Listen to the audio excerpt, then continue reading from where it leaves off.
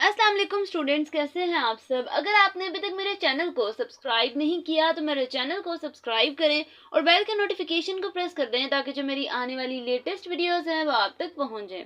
आज की जो मेरी वीडियो है इसमें मैं सॉल्व प्रॉब्लम नंबर 28 को एक्सप्लेन करूंगी। सेम प्रीवियस जिस तरह से हम लोगों ने जो वीडियो बनाई थी वैसे ही ये वाला क्वेश्चन भी सॉल्व होगा। तो सबसे पहले जो क्वेश्चन है उसमें देख लेते हैं। इसमें भी हमारे पास जो इसका ए पार्ट है वो देखिए, उसमें लिखा हुआ है डेल क्रॉस ए। मतलब हम लोगों ने इसका जो ए पार्ट फाइंड आउट करना है उसमें अगेन वो कह रहे हैं कि curl of A find out करें। उसके अलावा नेक्स्ट जो ये जो मेरे पास बी पार्ट है उसमें देखें वो कह रहे हैं डेल स्क्वायर साई, कि हम लोगों ने जो है वो वाला जो मेरे पास डेल स्क्वायर वाला ऑपरेशन है वो यूज़ करना है और उसके बाद हम लोगों ने इसको सॉल्व करना है। प्रीवियस जो हम लोगों ने वो जो क्वेश्चन सॉल्व किए वो सिलेंड्रिकल कोऑर्डिनेट्स के अंदर थे, लेकिन जो आज का मेरा क्वेश्चन है वो है स्फेरिकल कोऑर्डिनेट्स के अंदर। स्फेरिकल कोऑर्डिनेट्स के हमारे जो नेक्स्ट हम क्वेश्चन सॉल्व करने लगेंगे तो इसमें हम क्या करेंगे, हमारे जो स्केल फैक्टर्स हैं वो भी चेंज हो जाएंगे, इसके U1 U2 U3 भी चेंज हो जाएंगे। सिमिलरली हमारे पास जो इसका E1 E2 E3 है वो भी सब जो है चेंज हो जाएंगे। मतलब प्रीवियस से सिमिलर है, बस ये है कि हम लोगों ने इसकी जो वैल्यूज़ हैं वो हम लोगों ने वो सॉल्व करनी है सिंपल, और वो इस क्वेश्चन में पुट कर देनी है। तो सबसे पहले मैं इसका ए पार्ट देखूं। ए पार्ट में लिखा हुआ है डेल क्रॉस ए। मैंने डेल क्रॉस प्रोडक्ट ले लेना है ए के साथ। उसको सॉल्व करने से पहले मैंने क्या करना है, मुझे इतना पता है कि अब हमारे पास इसके जो कोऑर्डिनेट्स हैं वो कौन कौन से होंगे। U1 की जगह R, U2 को हम थीटा लेट करेंगे और U3 को फाई लेट करेंगे। फिर सिमिलरली अगर हम E1 की बात करें वो ER के इक्वल है, E2 की बात करें E थीटा के इक्वल है, E3 की बात करें E फाई के इक्वल है। और सिमिलरली H1 HR के equal which is equal to 1, H2 H theta R के इक्वल है, H3 H phi is equal to R sin theta के इक्वल है। ठीक है, मतलब ये हमारे पास इसके स्केल फैक्टर्स भी आ गए, इसके कह लें कि यूनिट जो वेक्टर्स हैं वो भी आ गए हैं, और हमारे पास कोऑर्डिनेट्स भी हमें पता चल गया कि कौन कौन से कोऑर्डिनेट्स यूज हो रहे हैं। इसके बाद नेक्स्ट मैंने इसका जो पार्ट दिखा है वो सॉल्व किया है। उसमें देखें हम लोगों के जो क्वेश्चंस है वो किस तरह से होंगे। डेल क्रॉस ए, मैंने अगेन फार्मूला लिखा है जो हम लोगों ने प्रीवियस क्वेश्चन में भी लिखा था, और डेल क्रॉस ए की वैल्यू इस चैप्टर में भी यही है। मतलब कर्विलिनियर कोऑर्डिनेट्स के अंदर अगर आप कर्ल ऑफ ए की वैल्यू को फाइंड आउट करें तो हमारे पास जो उसका जनरल फार्मूला है वो ये है। ठीक है, 1/H1 H2 H3। हमारे पास डिटर्मिनेंट है 3×3 का, H1 E1 H2 E2 H3 E3। फिर partial over partial U1, partial over partial U2, partial over partial U3। Next यहाँ पे देखिए क्या आएगा, H1 A1 H2 A2 H3 A3। अब क्या करना है, मैंने इसकी वैल्यूज की जगह उनकी वैल्यूज पुट करती जाने हैं। 1/H1 मुझे यहाँ से पता है 1 है तो मैं इसकी जगह 1 लगा दूंगी, H2 की जगह R आ जाएगा और H3 की जगह R sin थीटा आ जाएगा। सिमिलरली H1 1 है, 1 मल्टीप्लाई बाय ER, मतलब E1 की जगह ER हो जाएगा। बाकी सारी वैल्यूज भी सेम इसके अकॉर्डिंग ही चेंज कर देनी है।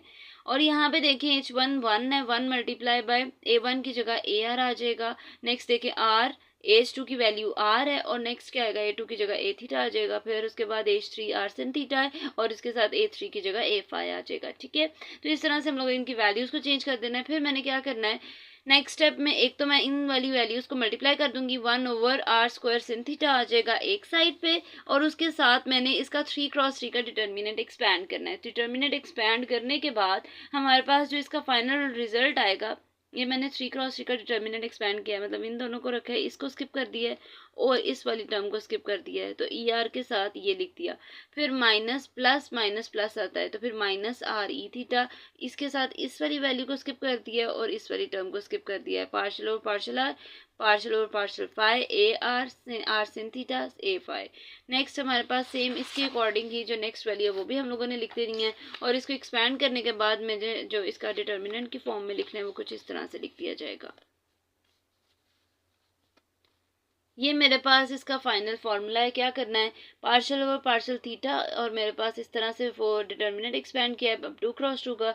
फिर यहाँ पे माइनस है, माइनस को अगर मैं माइनस बाहर आ जाएगा, ये वाली वैल्यूज एज इट इज, और फिर मेरे पास लास्ट वाली मतलब डिटर्मिनेंट। हम लोग 2×2 का डिटर्मिनेंट कैसे निकालते थे, फर्स्ट को लास्ट से मल्टीप्लाई करते हैं, माइनस सेकेंड को थर्ड के साथ, इस तरह से इसकी अगर मैं यहाँ पे देखूँ तो इसको इसके साथ मल्टीप्लाई करना है, माइनस इसको इसके साथ मल्टीप्लाई कर देना है। बाकी सारे भी इस तरह से करके हम लोगों ने इसकी वैल्यू बनाई है। अब इसकी जो मेरे पास फाइनल रिजल्ट आएगा वो किस तरह से आएगा वो देख लें। यहाँ पे मेरे पास जो वैल्यूज़ हैं वो यहाँ से देखें, अगर ये मैं माइनस अंदर ले जाऊँ तो ये माइनस प्लस माइनस हो जाएगा, माइनस इसके साथ आएगा, माइनस माइनस प्लस हो जाएगा, इसलिए ये टर्म पहले लिख दी गई है फाइनल रिजल्ट में और आगे वाली वैल्यू बाद में लिख दी गई है। उसके अलावा बाकी जो मेरे पास वैल्यूज़ हैं उन सब में ब्रैकेट्स लगाई गई हैं, लेकिन जब किसी मतलब पार्शियल और पार्शियल फाई के साथ सिंपल ए आर आ रहा था तो इसके साथ ब्रैकेट नहीं यूज़ होगी। सिमिलरली यहाँ पे देखिए पार्शियल और पार्शियल थीटा के साथ एक कोई भी टर्म आ रही है, जैसे यहाँ पे 2 टर्म्स आ रही थी, सॉरी 3 टर्म्स आ रही थी, यहाँ 2 टर्म्स आ रही हैं, यहाँ पे भी 3 टर्म्स आ रही हैं, यहाँ पे भी 2 टर्म्स आ रही है, तो जहाँ पे सिंपल एक टर्म आ रही है वहाँ ब्रैकेट यूज़ नहीं करनी। ठीक है, तो ये आपका इसका क्या है, फाइनल रिजल्ट है। अब इसके बाद इसका बी पार्ट देख लें। बी पार्ट भी सेम इसी पैटर्न पे होगा। मैंने क्या करना है, same as we know that लिख के फॉर्मूला लिखना है जो मेरे पास डेल स्क्वायर साई का है, सॉरी हाँ जी साई का है। डेल स्क्वायर साई का फॉर्मूला लिखा जो कि मेरे पास क्या है, del square psi is equal to 1/h1 h2 h3 partial over partial u1 h2 h3 divided by h1 partial psi और पार्शियल u1 प्लस नेक्स्ट भी इसके अकॉर्डिंग अगर यहाँ पे पार्शियल और पार्शियल u2 है तो यहाँ पे h2 आएगा, यहाँ पे u2 आएगा, ऊपर h3 h1 आ जाएगा। सिमिलरली यहाँ पे u3 है, ये भी h3 आएगा, ये u3 आ जाएगा और h1 h2 आ जाएगा और ये मेरे पास ब्रैकेट क्लोज हो जाएगी। अब इसके बाद मैंने क्या करना है, मैंने इसकी जो सिलेंड्रिकल कोऑर्डिनेट्स के जो मेरे पास स्केल फैक्टर्स हैं या फिर हमारे पास कोऑर्डिनेट्स हैं वो सारे पुट करने हैं और पुट करने के बाद मेरे पास कुछ इस तरह से वैल्यूज़ आएंगी। ठीक है, और फिर मैंने इसकी क्या करनी है, मल्टीप्लिकेशन करनी है। 1/, नीचे क्या आ जाएगा, आर स्क्वायर सिन थीटा, ऊपर देखिए आर स्क्वायर सिन थीटा आ जाएगा। लेकिन यहाँ पे हम क्या करेंगे, sin theta as a constant काम करेगा, क्यों, क्योंकि यहाँ पे पार्शियल ओवर पार्शियल आ रहा है और यहाँ पे पार्शियल साई ओवर पार्शियल आ रहा है, तो सिन थीटा को हम पहले ले लेंगे, मतलब कॉमन ले लेंगे और आर स्क्वायर अंदर चला जाएगा। कुछ इस तरह से हम लिखेंगे। और फिर मेरे पास लास्ट यहाँ पे देखें, यहाँ पे आर से कैंसिल आउट हो गया, ये भी थीटा वाला है, ये भी थीटा वाला है, तो आर जो सिन थीटा है वो सेंटर में आ जाएगा। सिमिलरली इधर भी आर है ऊपर और यहाँ पे भी आर है, तो आर से कैंसिल आउट हो जाएगा। अब 1/sin थीटा ये पहले आ जाएगा और पार्शियल ओवर पार्शियल फाई और यहाँ पे क्या आ रहा है, partial psi over partial phi, तो मैं partial square psi divided by partial phi square लिख सकती हूँ। मैंने इस तरह से लिख दिया और तो ये मेरे पास इसका फाइनल रिजल्ट है। अब मैंने नेक्स्ट में क्या करना है, जो मेरे पास ये स्क्वायर ब्रैकेट है, मैंने ये 1/r स्क्वायर सिन थीटा को अंदर सारी वैल्यूज के साथ मल्टीप्लाई कर देना है। मल्टीप्लाई करने के बाद जिस जिस नंबर के साथ जिस जिस चीज़ की कटिंग हो रही है, कटिंग करके मैंने इसका फाइनल रिजल्ट कुछ इस तरह से लिख देना है। फर्स्ट वाली टर्म के साथ अगर आप देखें तो वो सिन थीटा कटिंग हो गई है। नेक्स्ट में अगर आप देखें तो वो 1/, नेक्स्ट में कटिंग नहीं हो, बस 1/r स्क्वायर सिन थीटा पहले लिख दिया गया, बाकी सारी चीज़ें एज इट इज़। और लास्ट टर्म में भी देखें, लास्ट टर्म में क्या आएगा, 1/r स्क्वायर सिन स्क्वायर थीटा और बाकी सारी वैल्यूज़ एज इट इज़। ठीक है, तो ये मेरे पास इसका फाइनल रिजल्ट आ जाएगा, कुछ इस तरह से लिखा जाएगा।